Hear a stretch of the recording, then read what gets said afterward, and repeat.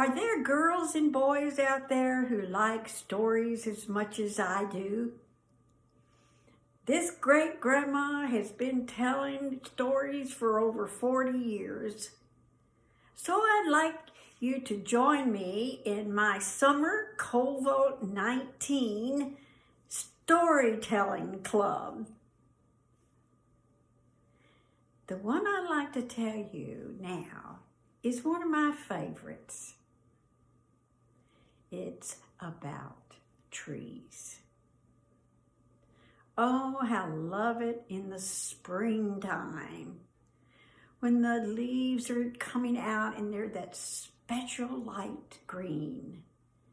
And the apple blossoms are filling the air with fragrance.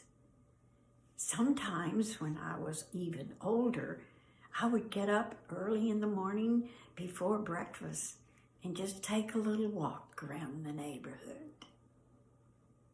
Now in the summer, when school was out and the apples began to ripe, I would get to go to my grandfather's house. And he had a big apple orchard. And we get to climb on the wagon and go out with them to pick the apples. And oh, how I love to climb up in a tree and try to reach the biggest, reddest apple I could reach. Bring it down and take that first bite out of it. And it would be so juicy that it would just run down my chin.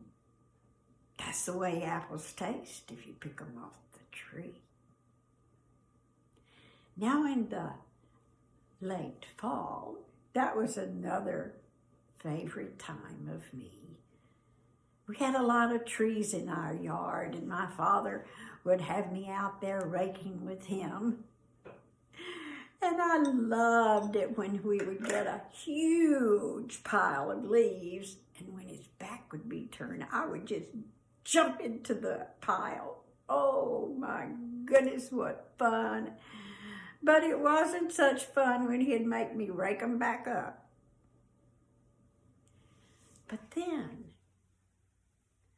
when winter came and the trees were just all bare, I liked that because I could find a tree whose limb was so thick that I know in the springtime we could put a swing so sturdy that we could fly up and touch the clouds and back. And then I would look and see if I could find a tree where we could build a tree house. A tree house where I could climb up and get away from doing my chores. Oh, there's so many. And when I walk now over in the golf course, the Canoa Hills Park it's called now, and I live in Green Valley, Arizona. And I like it because there's so many trees. And I still wonder, will that one be good for a swing or that one for a tree house?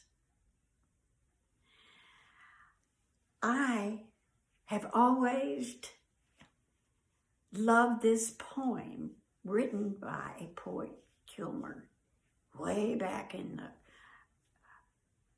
1800s, I think. You know, my memory isn't as good at 86 as it used to be, but I do remember this poem. It goes like this. I think that I shall never see a poem lovely as a tree whose hungry mouth is pressed against the earth, sweet flowing breast. A tree who looks at God all day and lifts its leafy arms to pray. A tree who in summer may wear a nest of robins in its hair, and on a limb snow may lay. One who intimately lives with rain. Poems are made by fools like me, but only God can make a tree.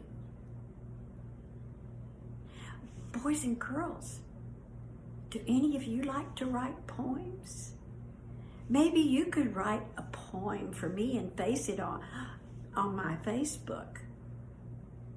My Facebook is Bette, B-E-T-T-E, Mulley, M-U-L-L-E-Y. And also, I have an idea. Maybe, just maybe, you can get your parents or an aunt or a grandma to take you for a ride, and you can look for trees that have a limb sturdy enough for a swing or a tree house. And take a picture or draw a picture and paste it on Facebook for me to see. Now I hope you will join me every week for a story. I have lots of stories. I have stories of that one. Next week I'm going to tell you about a boy and a kite. And maybe you'll be inspired to have materials to make a kite. And a story about a rock. Or I will get my coyote puppet, and he will tell some stories about Coyote. Yes, I have dozens and dozens of stories that we will enjoy all summer long. So it's been a joy to tell you my story about trees. Have a wonderful weekend, and thank you.